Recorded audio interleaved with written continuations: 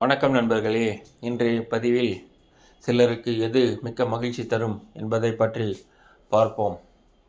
ஒருவர் மற்றொருவரிடம், ஒரு ஜென் துறவி மற்றொருவரிடம் பேசிக்கொண்டிருந்தார். அப்பொழுது அந்த மற்றொருவர் ஜென் துறவியிடம் கேட்டார், நீங்கள் எங்கிருந்து வருகிறீர்கள் என்று கேட்டார். அதற்கு அந்த ஜென் துறவி, நான் மலை உச்சியில் இருந்து வருகிறேன் என்று சொன்னார். மலை உச்சியிலிருந்து வருகிறீர்களா? மலை உச்சியிலிருந்து அந்த மலையில் பலமுறை ஏறி இறங்கியிருக்கிறீர்களா என்று கேட்டார் அந்த மற்றொருவர். அதற்கு ஜென் துறவி, நான் பலமுறை ஏறி இறங்கியிருக்கிறேன் என்று சொன்னார். பிறகு அந்த மலை உச்சியில் அவ்வளவு தூரம் ஏறி இறங்குறதுக்கு பதில் அங்கேயே தங்கிவிடலாமே என்று கூறினார். அதற்கு அந்த ஜென் துறவி, நான் அங்கே தங்கிவிட்டால் புத்தர் கோபித்துக் கொள்வார் என்று கூறினார்.